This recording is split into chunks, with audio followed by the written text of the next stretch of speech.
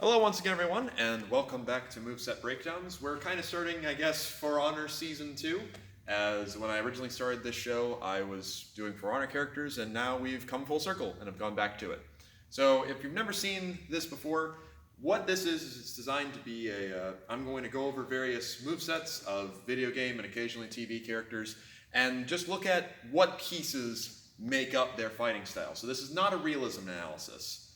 You're not going to hear me talk about how spinning is bad, blah, blah, blah, or that's unrealistic, or what have you.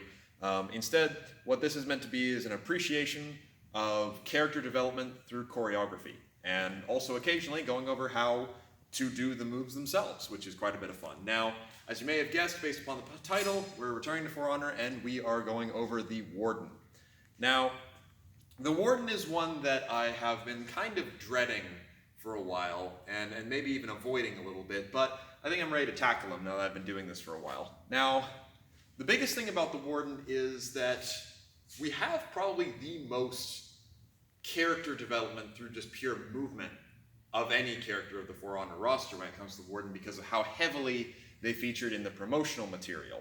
Now, the reason for that is that you see him, of course, in various trailers. The original trailer actually centers around a Warden pretty much exclusively, and then from then on has been a staple of and kind of the face of the game.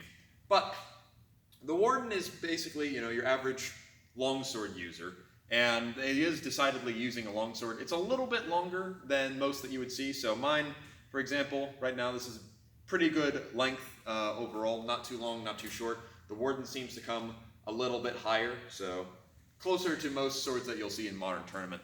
But you'll see various different designs, etc. And if you want to see more about the Warden's equipment, I've linked to a video series that actually another HEMAist goes over, where he more closely examines the For Honor equipment and stuff. And so if you want to go see that, by all means go watch it. Very interesting. But either way, we're going to be going over just the pieces. So the biggest thing about the Warden aesthetically, with all of his movement, or her movement, is kind of this weary / exhausted but still pushing through it hero, which is a bit of a strange one.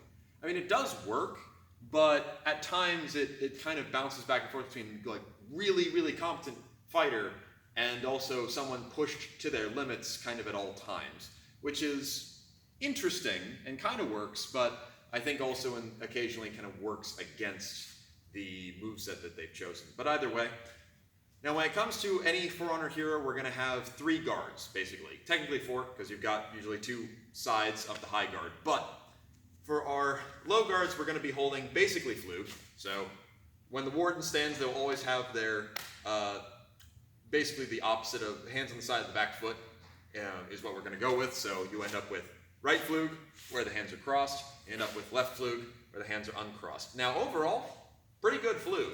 Occasionally the Warden leans a little bit too far into it, but for the most part, if you let them stabilize, they'll kind of bring themselves back.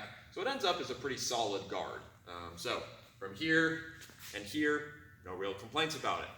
Now the high guard is the one that's a little more interesting for the Warden, as they will take this position. Now, I get asked about this position a lot. What is it, and is it a real guard? The answer is yes. This is the guard of Schlüssel. Schlüssel means key, and it can mean both in regards to the action you would normally do out of it, which is similar to turning a key, as well as this being a key that unlocks most attacks. At least by Meyer's description, you can counter most things that come at you with this guard.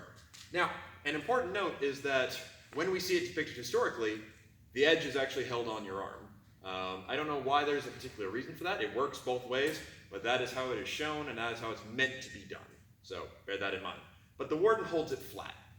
Now, in regards to utilizing this, as well as the flugs, normally this would indicate a thrust-oriented character. However, the Warden doesn't thrust at all, which is really kind of obnoxious. And if I have one big complaint about him, it's that he never thrusts, even though he holds point forward guards. But, anyway, when he holds on Schlüssel on the right side, his backhand is open quite a bit, which I actually like that detail, as, the more arm protection you're wearing, and the Warden is wearing, gauntlets as well as some decent arm harness, you can't cross your arms as tightly, so he's opened his backhand to compensate. When he takes Schlüssel on the left side, and this is Meyer or any other source never really shows Schlussel on the left side as why would you take it, since it doesn't have the uncrossing property that you would use it for. But when the Warden takes it, he opens his lead hand now, which still works, it's just a little bit odd, right? So, from here, our basic attacks are going to be lights and heavies. Now, the Warden can be a bit of a strange one in regards to lights, right?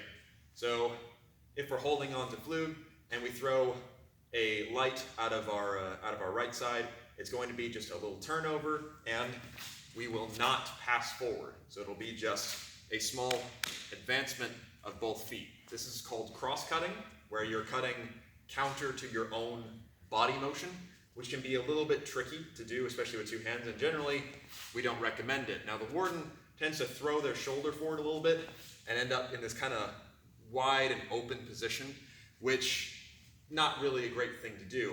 But usually you'll be comboing it with more than one cut. So it's going to be, for example, 1, 2, and you're back, right? Sometimes you'll also see they'll do 2 cross-stepping cuts, so it would be 1, 2, which is just all sorts of strange, honestly. And really kind of flies in the face of what I'm used to doing.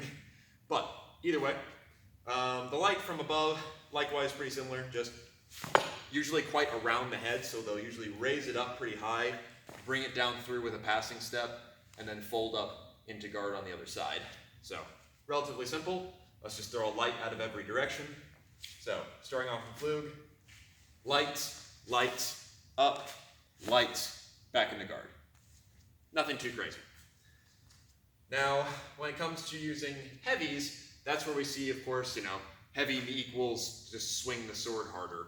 So what that would look like is if we do a heavy out of our right side, gonna rear up, take a big passing step with it, and then we'll fold into guard on the other side. From here, same idea, rear up, through, back into guard on the other side. From above, we see basically straight down the middle before folding back into guard. And that's true on both sides. So nothing too unexpected. And I think the Warden was the one they developed first, so this kind of lays the groundwork for a lot of heroes that I've already been over, but if you watch back now, you'll see some similarities. Now, in regards to some of the more interesting things the Warden does, that's where we get things, to do, basically. But before we get to that, we got to do light and heavy combo. So what that'll look like is if, for example, I'll do a light out of my side and then a heavy from the top. So we do our light, boom, right? We're now going to combo through with that. We're going to spin around. So I'm going to step back, bring it over, and then strike through. So pretty much anytime you do a light then a heavy, you're going to have the Warden spin. So, once again from the side, light, heavy, or alternatively, light, heavy, right? And as you notice, occasionally when you throw in the cross-cutting footwork, which the Warden tends to do kind of either or. Sometimes I've seen them pass, other times I've seen them just do the small advance.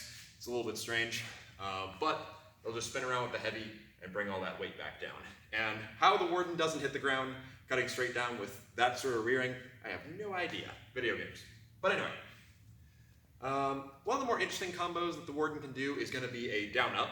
So, for example, if you throw 2 lights in a row from the high guard, you'll have a whip, then a whip, and kind of back through, which is the slowest of all of them.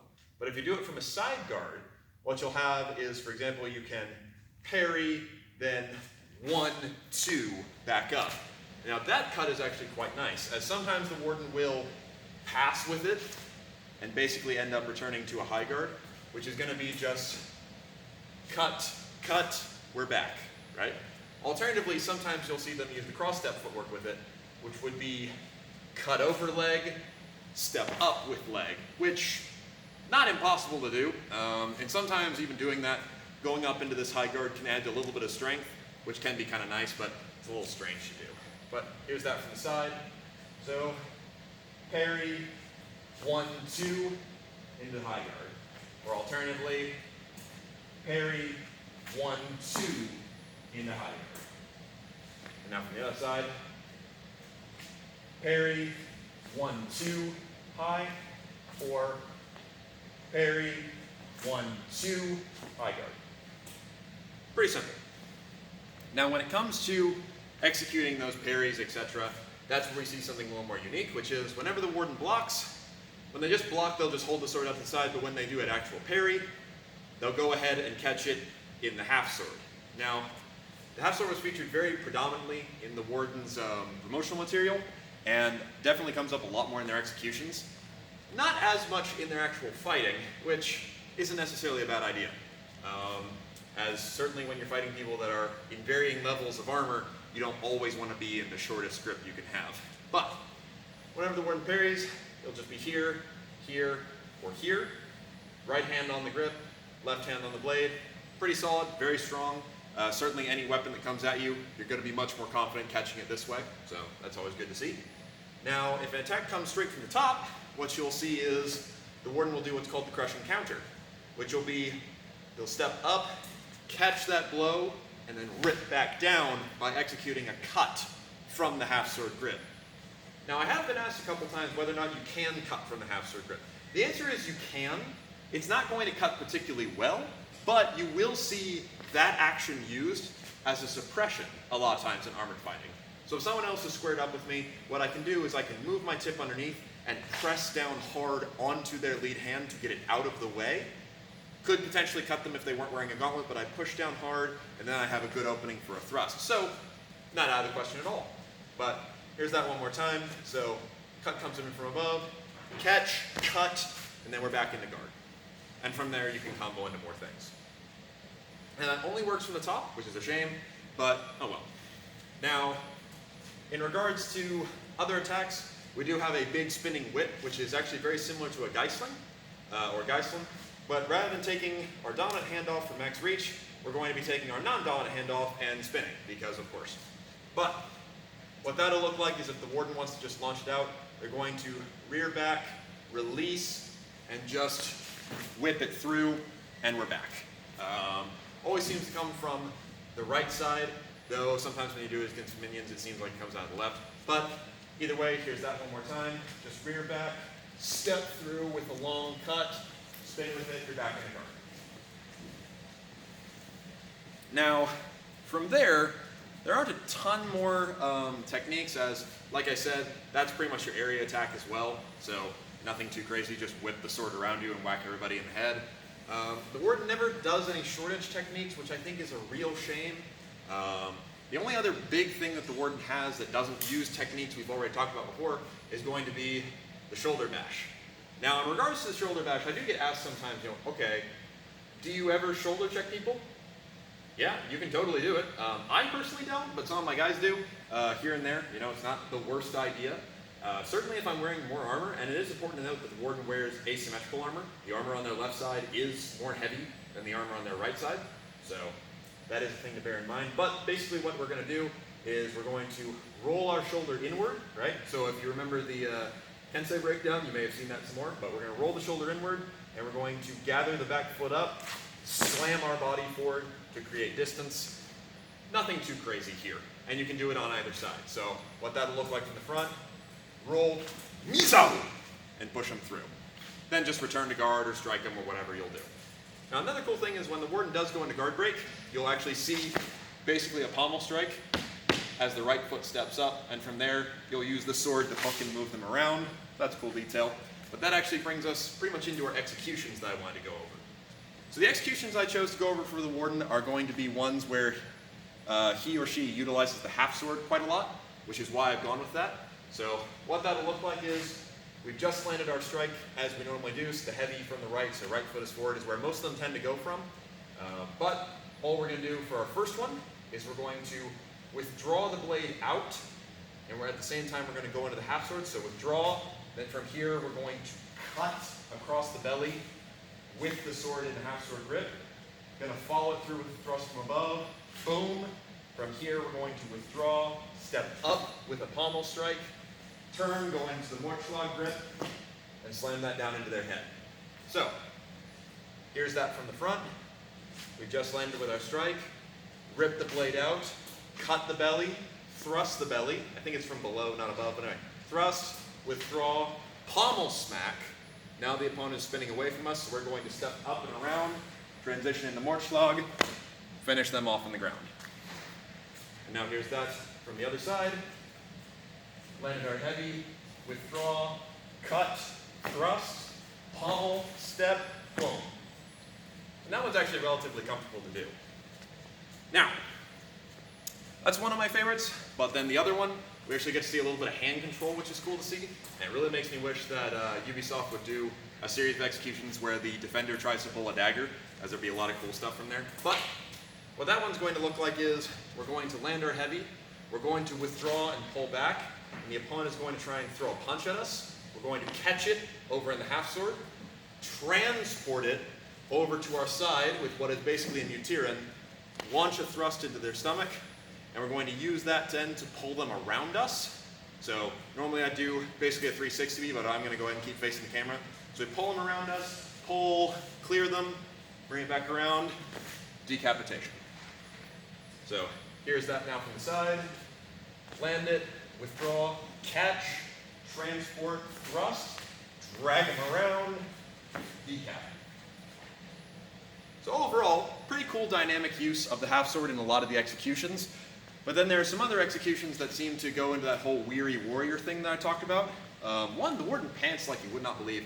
But two, there's a lot of them, and oftentimes when they finish their execution, there'll be that, that sort of posture, or there's one where you knock someone over and kind of shakily get to your feet, etc. There just seems to be a lot of that aspect in the choreography.